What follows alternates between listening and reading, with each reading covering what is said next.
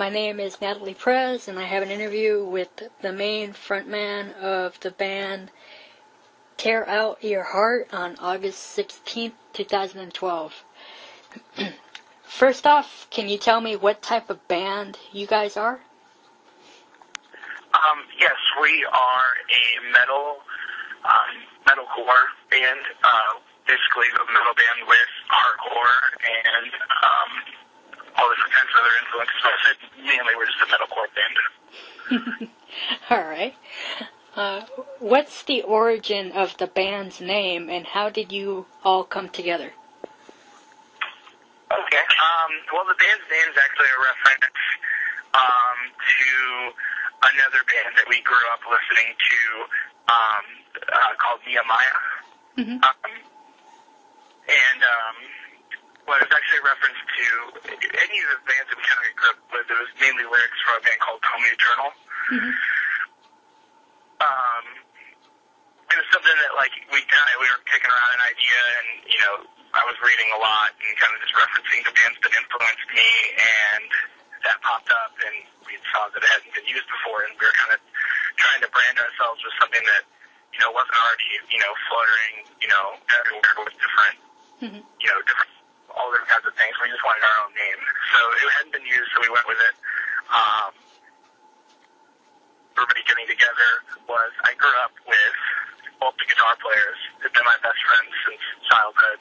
Mm-hmm. The other two guys, the drummer, Matt, and our bass player, Isaac, had been playing in other local bands around our city.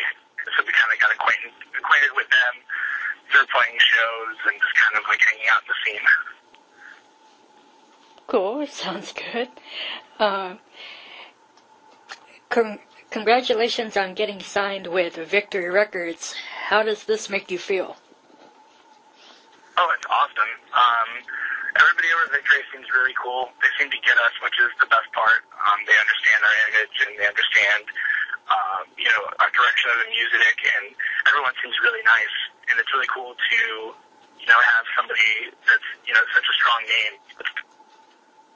Grew up listening to a lot of the artists that were on the label. Mm-hmm. And, you know, it's, you know, there's a lot of labels out these days, but, you know, not a lot of them have any credibility or, like, anything to really offer. And we feel comfortable, you know, with Victory backing us. Great. Now that you guys are signed, do you have any ideas set up for what you want on your upcoming full length, or nothing yet? Oh, we have tons of ideas.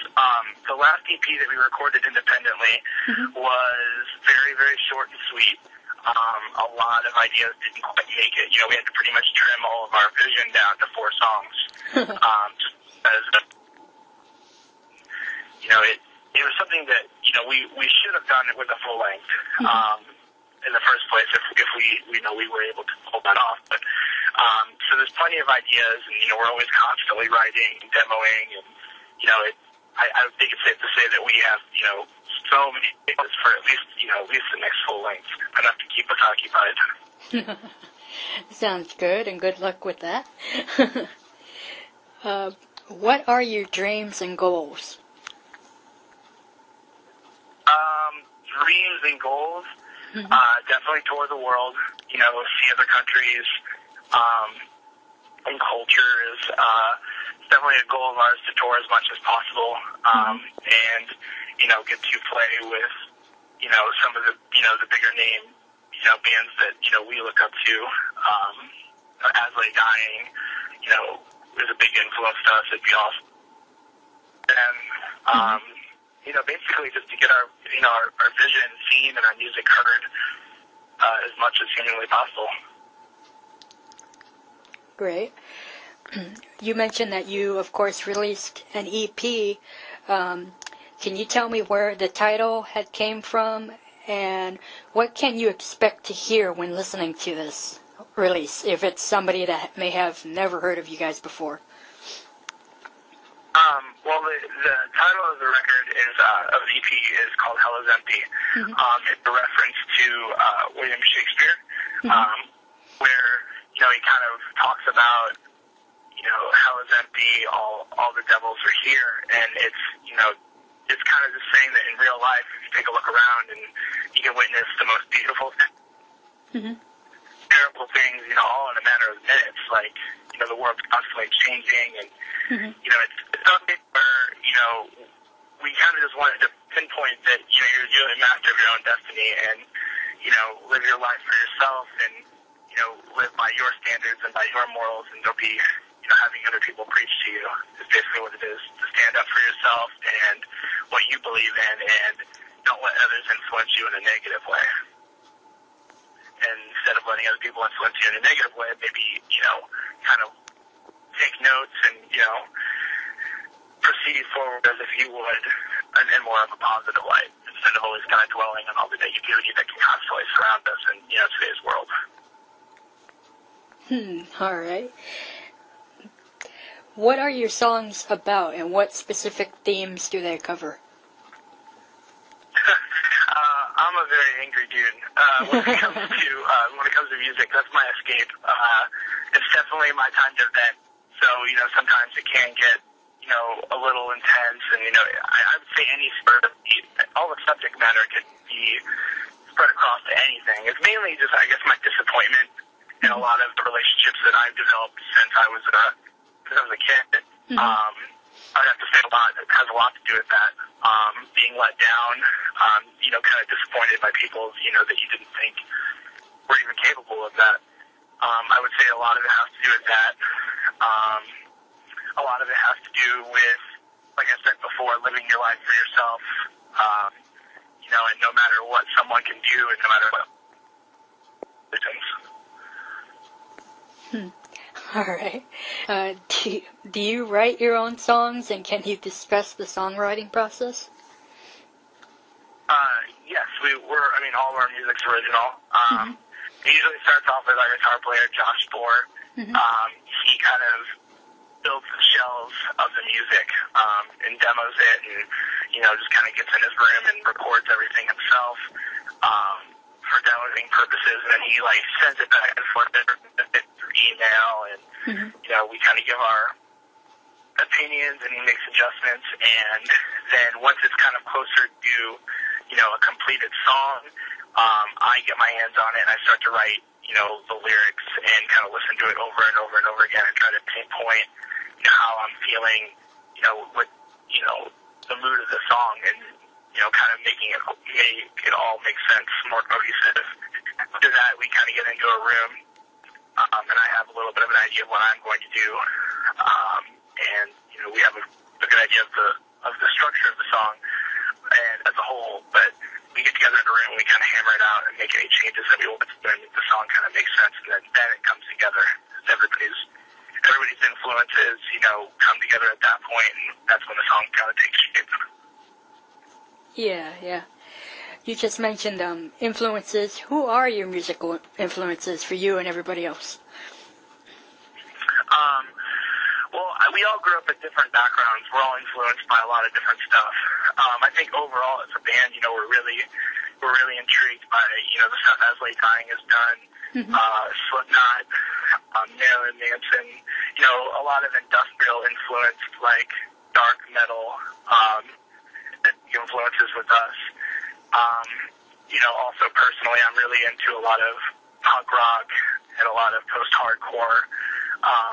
You know, we're also really into, like, Rancid, NoFX, you know, fast-paced punk rock music. So we try to, you know, blend both of those elements when we're writing our own music. Kind of dark and, you know, creepy, but still intense and fast. Alrighty. What inspires you to do what you do? To write music? You know, honestly, I would say it's a little bit of everything. I guess a lot of inspiration comes from seeing other people doing it, and, you know, kind of being like, I would do this differently, and, you know, what I would change. And instead of just complaining and being one of those cynical people that complains about what they would wish you know, the music would do today, I just kind of go and do it. And I apply myself and do things the way that I would see them being done, and the way I envision. Oh, I see what you mean, yeah. What advice would you give to fellow bands that want to, get in your position and do what you do? I would think to help your scene, to not be negative towards other bands. Anything that you can do, it's like, I really do believe in karma, and I believe in hard work. Instead of being cynical and, instead of complaining as to where you're not at, get on the road, play, even if it's in front of 10 kids, those 10 kids are going to 10 of their friends, and, next time you come back in town, it's going to be that much bigger. It's just, you got to do the hard work. You can't just, write the music and expect it to take off. You have to, you have to be viral with your message, and you have to, on top of that, you have to, do the manpower. You have to get out there and work, network. A lot of bands will just tell you that they can just, write music and then be huge in their hometown, but that really doesn't mean anything when it comes down to it. Of course, the music is, the number one thing, and you got to have a good, solid product. Yeah. But if no one's hearing it, then you're not going anywhere. So the best thing you can possibly do is just to get your vision and your music heard. Yeah. Good old-fashioned work. Pretty much. What would you say are the biggest obstacles for bands? That there's too many bands. Probably. It's a competition, and some ways it's not friendly. And the internet is one of those things that's a good double-edged sword. It's good because, you can constantly find out what everyone's doing, and, you can be cued into, new trends, but at the same time, there's just so much going on, and then everybody just kind of falls victim to, oversaturation.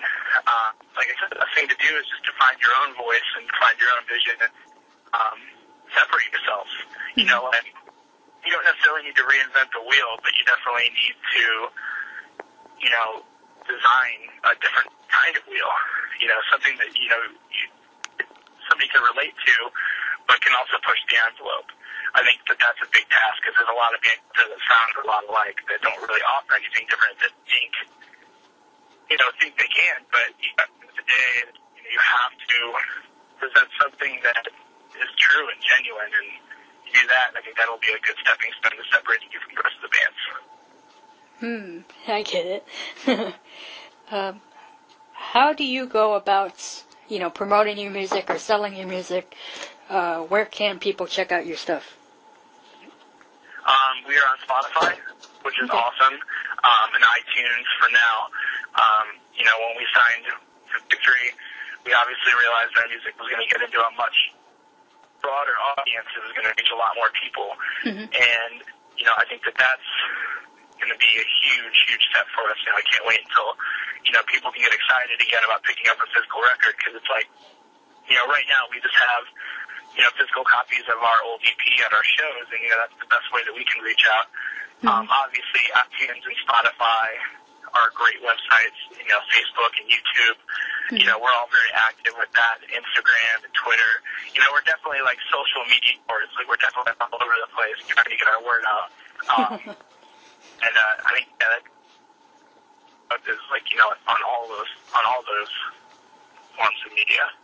Yeah, exactly. Just trying to get, the name out there, like you were saying. Yeah, everybody has a really short attention span.